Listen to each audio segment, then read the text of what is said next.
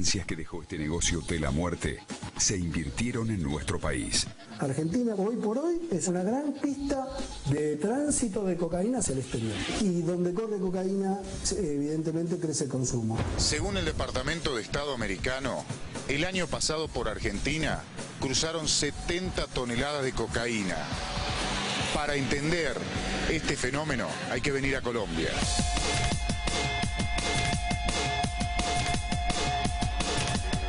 Pero ¿quiénes están detrás del negocio que mueve miles de billones de dólares? ¿Cómo ingresó esa droga a la Argentina? Se habla de que esta droga, porque ya hubo un secuestro en Colombia, en el Pacífico, vinculado a las FARC. Bueno, y por eso se calcula, no hay nada oficial de poder decir, pero Guzmán pertenece a la parte del cartel de Colombia. ¿Quién es el narcomillonario que regresará al país con parte de su banda este año?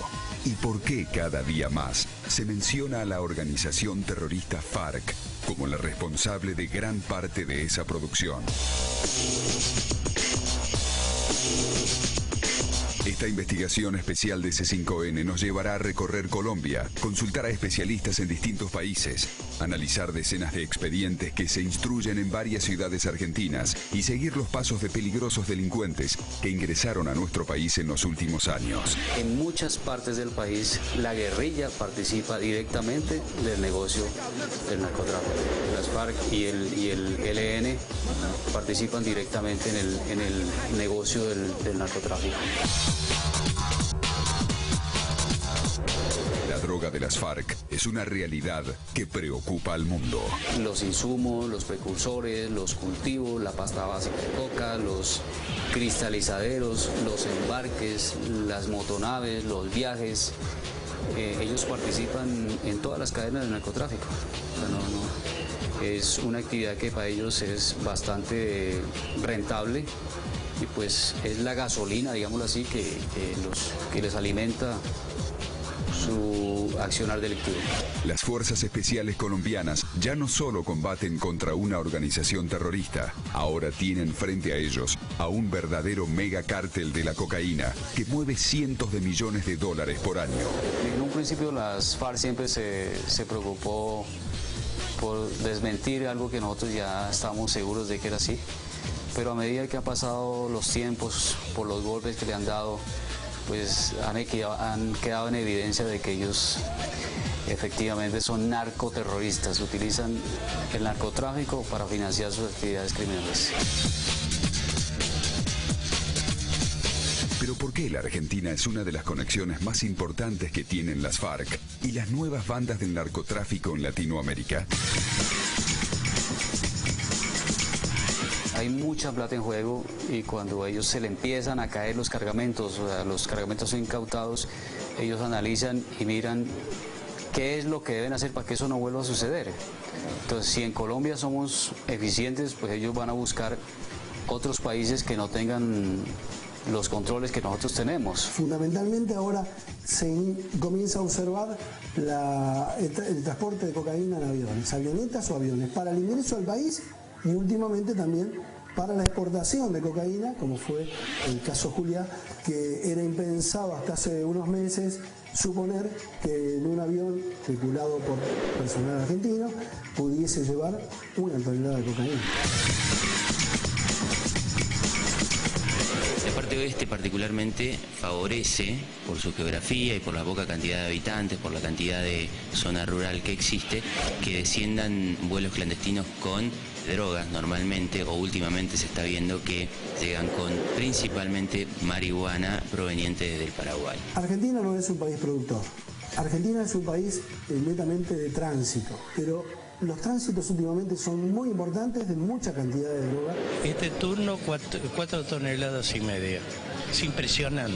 Es histórico, en la Argentina nunca se vio tanta cocaína. Nunca se dio. Yo calculo que acá en Argentina por año y como mínimo pasarán 60 toneladas de cocaína.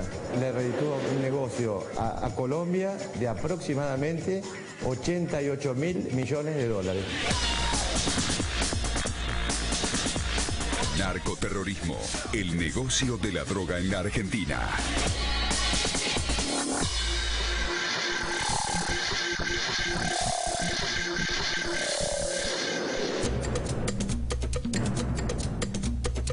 Las FARC son una organización terrorista creada en 1964 en la selva colombiana.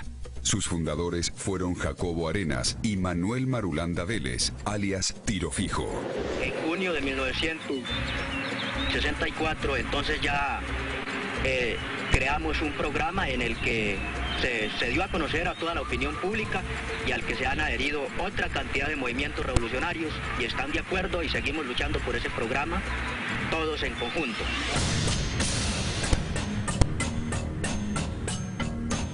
Las FARC llegaron a tener casi 17.000 hombres armados, distribuidos en 67 frentes, aunque en la actualidad se han reducido a unos 8.000 combatientes.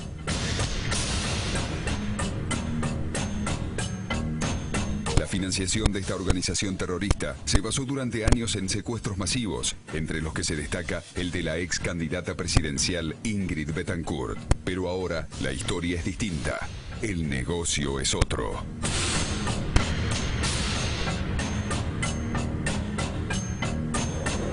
En muchas partes del país, la guerrilla participa directamente del negocio del narcotráfico. O sea, la actividad... Cuando dice la guerrilla, dice la FARC, puntualmente. Sí, exactamente. Las FARC y el ELN participan directamente en el negocio del narcotráfico. ¿Cómo se involucran las Fuerzas Armadas Revolucionarias de Colombia en la droga? Eso fue de una manera paulatina, porque obviamente un ejército, en sus inicios, insurgente de tal magnitud, necesitaba un apoyo económico realmente considerable. Primero se involucran en la protección de las plantaciones, sobre todo de la hoja de coca, y luego comienzan a ver los réditos que significaba adentrarse un poco más en este tipo de negocios. Pasan a otra etapa, que es el procesamiento de la pasta básica de cocaína. Y luego de todo esto, por supuesto, se extienden ya a los grandes laboratorios para tener el producto terminado. Además, por supuesto, de otra droga derivada de las opiáceas, como es el caso de la heroína. Según las fuentes consultadas, los grandes cárteles de la droga ya no existen. Ahora el negocio lo manejan muchos grupos delictivos que son incluso mucho más violentos que los anteriores.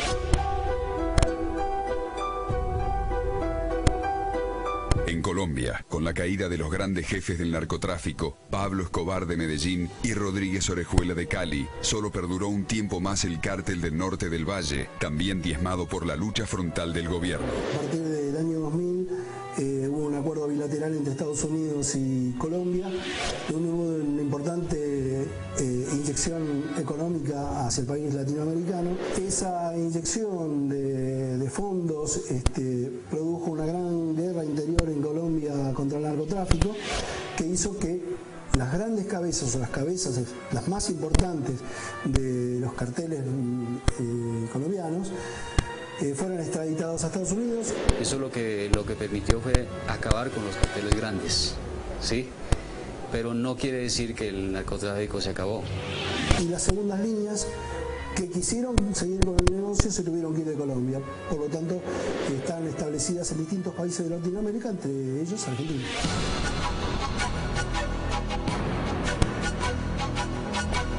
Ahora la droga se distribuye a través de bandas más pequeñas que tienen en muchos casos un proveedor en común, el cártel de las FARC. Los insumos, los precursores, los cultivos, la pasta básica de coca, los cristalizaderos, los embarques, las motonaves, los viajes, ellos participan en todas las cadenas del narcotráfico.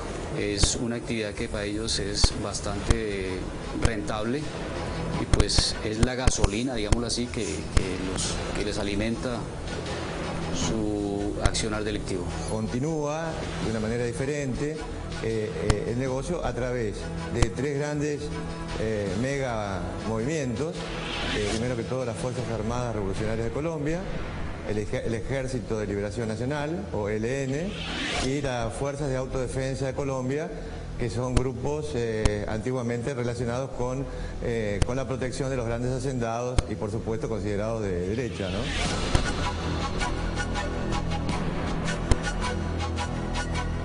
La guerrilla colombiana se asoció con sus anteriores enemigos, quienes integraban las derechistas Autodefensas Unidas de Colombia para traficar la cocaína a Europa, Estados Unidos y Asia.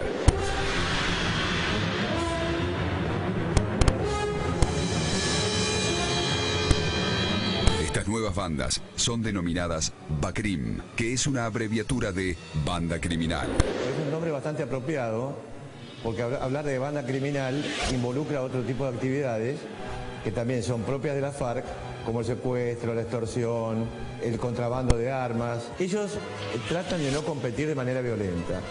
Entonces, ¿qué hacen? Alianzas estratégicas entre ellos.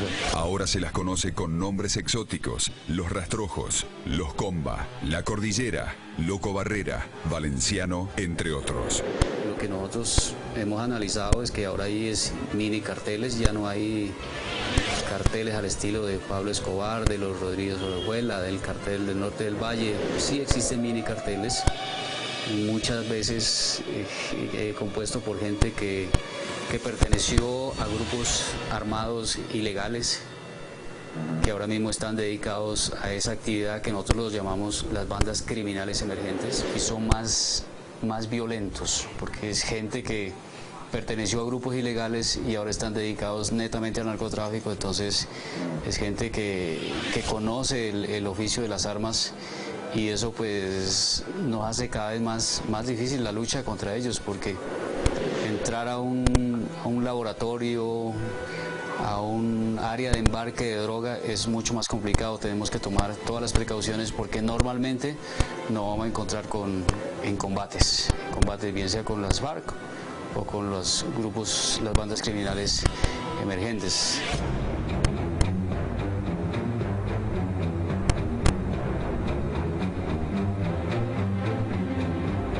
El primer dato que vinculó a las FARC con las drogas en la Argentina llegó a través de un hecho ocurrido en San Fernando en el año 2009. En la puerta de una casa de náutica, sicarios mataron a tiros a Juan Galvis Ramírez, un joven colombiano que había ingresado al país en varias oportunidades.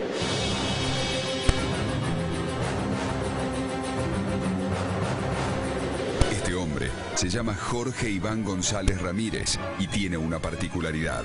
La tarde de los tiros en San Fernando estaba en el interior del local de náutica, cuando en la vereda acribillaban a su familiar.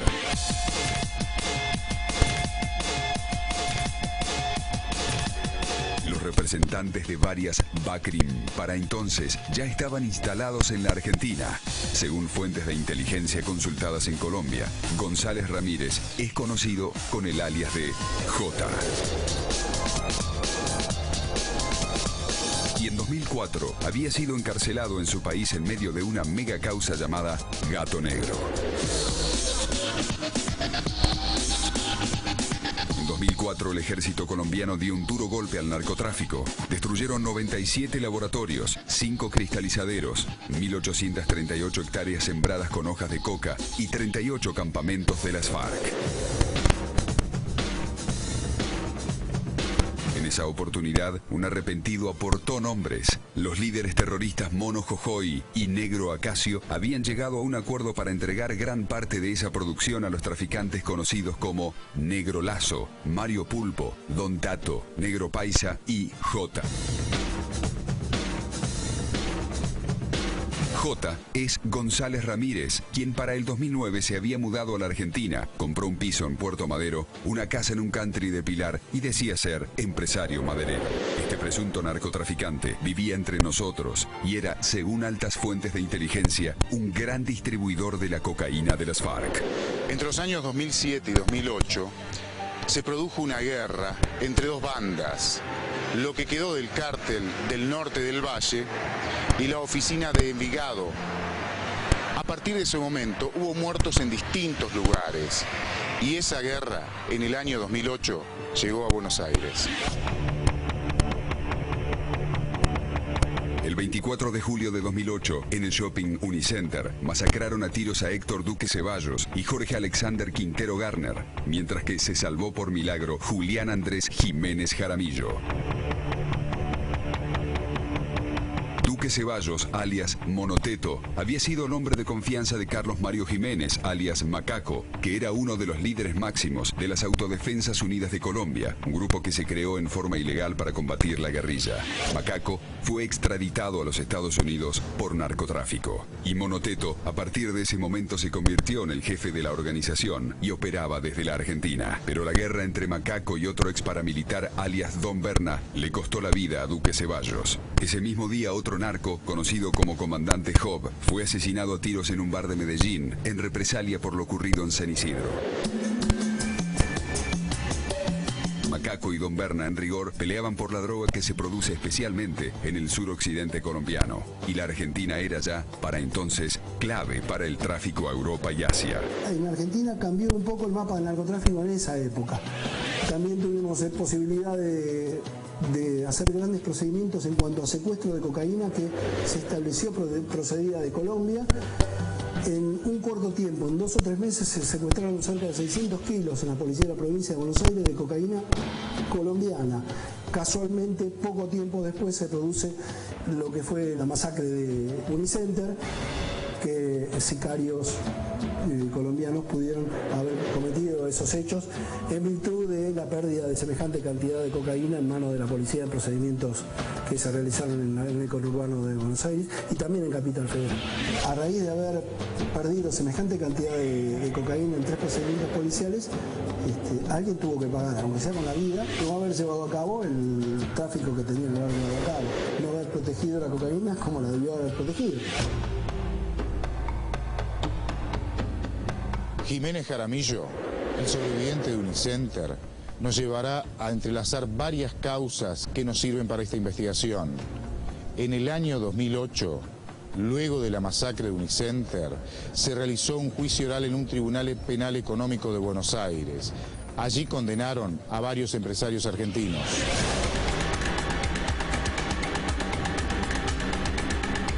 Los 3 jueces escucharon cómo uno de los acusados, arrepentido, dio el nombre del nexo entre ellos y la organización colombiana que intentó enviar cocaína a Europa en un contenedor de merluza. Era el mismo Jiménez Jaramillo, el sobreviviente de Unicenter. La merluza es el producto más exportado desde Mar del Plata, y es precisamente en esa ciudad donde aparece por primera vez una figura clave en esta organización criminal. Este hombre se llama Fernando Jiménez Abadía, y en Cali, donde tiene domicilio, se presenta como un importante empresario agropecuario y comerciante. Este personaje vivió en nuestro país y en breve estará de regreso.